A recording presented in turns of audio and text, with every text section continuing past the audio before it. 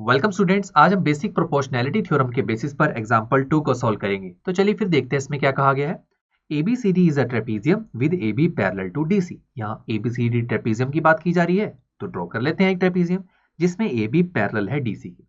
फिर क्या बोला गया है, E and F are points on non parallel sides AD and BC respectively.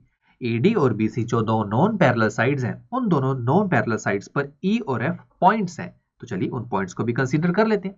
फिर हमें क्या कहा गया, such that EF is parallel to AB। मतलब अगर E और F पॉइंट को हम ज्वाइन कर दें तो एक लाइन बनेगी, वो लाइन पैरेलल होगी AB के। तो ज्वाइन कर देते हैं। अब हमें क्या शो करना है, AE by ED is equal to BF by FC। ठीक है दोस्तों, अब सबसे पहले जो चीज हमें गिवन है और जो शो करना है वो हमने यहाँ लिख लिया कि AB पैरेलल है DC के, या कहीं DC पैरेलल है AB के, और EF पैरेलल है AB की, और हमें ये चीज शो करनी है। अब स्टूडेंट्स, ट्राइंगल्स के चैप्टर में कोई भी चीज शो करनी हो, प्रूव करनी हो, दोस्तों सबसे बेस्ट ट्रिक ये है कि आप सबसे पहले ये देखिए क्या चीजें गिवन है। हमारे पास ये दो चीजें गिवन है, फिर सोचिए कि क्या यहाँ पर इन दोनों चीजों की हेल्प से आप कोई थ्योरम अप्लाई कर सकते हैं। अब दोस्तों, थ्योरम हम कौन कौन सी पढ़कर आए हैं, एक बेसिक प्रोपोर्शनैलिटी थ्योरम और एक converse of basic proportionality theorem. दोनों ही थ्योरम्स एक ट्राइंगल्स पर लगती हैं, और यहाँ पर कोई भी ट्राइंगल की फॉर्मेशन तो नहीं हो रही। तो क्या करें दोस्तों, छोटी सी कंस्ट्रक्शन कर लेते हैं, उसकी हेल्प से ट्राइंगल बन जाएगा। तो स्टूडेंट्स, यहाँ पर किसी भी एक डायगोनल की कंस्ट्रक्शन कीजिए, या तो A और C पॉइंट को ज्वाइन कर दीजिए या B और D पॉइंट को ज्वाइन कर दीजिए, आपकी विश है। मैं A और C पॉइंट को ज्वाइन करता हूँ। तो देखिए दोस्तों, हमने कंस्ट्रक्शन की, ऐसा करने से ये जो लाइन है हमारी EF लाइन को G पॉइंट पर कट कर रही है, तो हमने ज्वाइन किया AC को। तो ऐसा करने से अब हमारे इस फिगर में दो ट्राइंगल्स की फॉर्मेशन हो रही है, जो कि ADC ट्राइंगल और ABC ट्राइंगल। अब स्टूडेंट्स, ट्राइंगल्स की फॉर्मेशन भी कर दी। अब देखते हैं कि गिवन क्या है। गिवन है कि DC पैरेलल है AB के, EF पैरेलल है AB के। दोस्तों, इन दोनों से हम कोई इंफॉर्मेशन निकाल पा रहे हैं कि DC AB के पैरेलल है, EF AB के पैरेलल है, मतलब दो लाइंस किसी एक लाइन के पैरेलल हैं।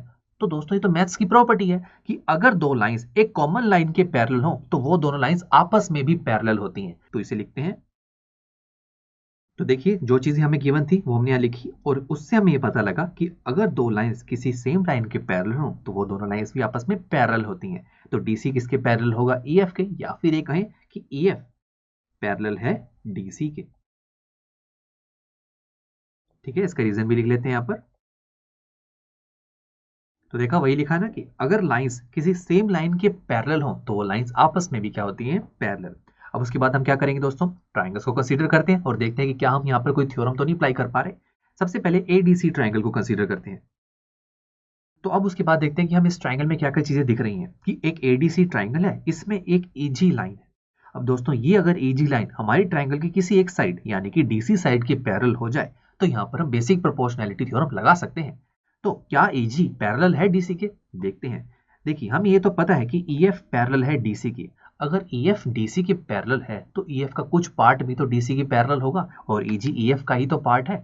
इसका मतलब ये है कि EG पैरेलल है DC के। ठीक है, ये बात पता लगी। अब उसके बाद दोस्तों, एक ट्राइंगल में अगर कोई एक लाइन किसी भी एक साइड की पैरेलल हो, तो दोस्तों ये वर्ड सुनकर आपको कौन सी थ्योरम याद आ रही है, बेसिक प्रोपोर्शनैलिटी थ्योरम, जिसके अकॉर्डिंग अगर किसी एक ट्राइंगल में एक लाइन किसी भी साइड के पैरेलल हो जाए तो वो लाइन बाकी दो साइड्स को इक्वल रेशो में डिवाइड करेगी। तो अगर EG पैरेलल है DC के, ये हमने देख लिया, तो ये EG लाइन हमारी AD और AC साइड्स को इक्वल रेशो में डिवाइड करेगी। ये कहती है हमारी बेसिक प्रोपोर्शनैलिटी थ्योरम। तो देखिए, अप्लाई होगी ना बेसिक प्रोपोर्शनैलिटी थ्योरम। तो चलिए लिखते हैं इसे। तो दोस्तों, EG पैरेलल है DC की, ये हमने भी देखा। देयरफॉर हम यहाँ पर बेसिक प्रोपोर्शनैलिटी थ्योरम के अकॉर्डिंग कह सकते हैं कि ये जो EG लाइन हमारी AD और AC लाइन को इक्वल रेशो में डिवाइड करेगी। Equal ratio means AE by ED equal to AG by GC। अब उसके बाद दोस्तों, जैसे कि आप देख सकते हैं कि हमारे पास जो एक्सप्रेशन आया इसमें कुछ रेशोज आ रही हैं साइड्स की, और जो चीज हमें शो करनी है वहां भी साइड्स की रेशो है। तो एक बार कंपेयर करके देखते हैं। तो स्टूडेंट्स, अगर आप ध्यान से देखेंगे, जो चीज हमें शो करनी है उसकी लेफ्ट हैंड साइड में क्या है, AE बाय ED, और जो एक्सप्रेशन हमारे पास आया है उसकी भी लेफ्ट हैंड साइड में AE बाय ED है। तो बहुत बढ़िया हो गया। बट अभी राइट हैंड साइड थोड़ी डिफरेंट है। यहाँ BF बाय FC है जो हमें शो करना है, बट यहाँ AG बाय GC आ रहा है।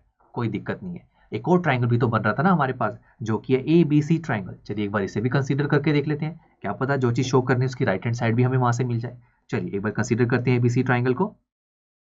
उसके बाद दोस्तों, इस ट्राइंगल ABC में भी एक FG लाइन आ रही है, और ये लाइन अगर इस ट्राइंगल के किसी भी एक साइड कहीं ए बी साइड के पैरेलल हो जाती है तो बात बन जाएगी। फिर हम यहाँ पर बेसिक प्रोपोर्शनैलिटी थ्योरम को अप्लाई कर सकते हैं। तो क्या यहाँ पर एफ जी ए बी के पैरेलल है? तो स्टूडेंट्स ये ई एफ क्या ए बी के पैरेलल है? हाँ जी, हमें गिवन है। ठीक है, अगर ई एफ ए बी के पैरेलल है तो उसका कुछ पार्ट एफ जी वो भी तो ए बी के पैरेलल होगा ना। और अब हम बेसिक प्रोपोर्शनैलिटी थ्योरम लगा सकते हैं कि एक ट्राइंगल में अगर एक लाइन किसी भी ट्राइंगल की एक साइड के पैरेलल हो तो यहाँ पर F G line A B side के पैरेलल है तो वो लाइन ट्राइंगल की बाकी दो साइड्स को इक्वल रेशियो में डिवाइड करती है। इट मीन्स ये एफ जी लाइन हमारे ट्राइंगल की ए सी और बी सी साइड्स को इक्वल रेशियो में डिवाइड करेगी। तो देखिए थ्योरम अप्लाई हो गई ना। तो चलिए सबसे पहले हम लिखते हैं यहाँ पर कि एफ जी है वो पैरेलल है ए बी के। तो दोस्तों अब हमें ये पता लग गया कि एफ जी पैरेलल है ए बी के। अब हम कह सकते हैं कि ये एफ जी लाइन हमारी ए सी और बी सी साइड्स को इक्वल रेशियो में डिवाइड करेगी। Equal ratio means B F by F C is equal to A G by G C.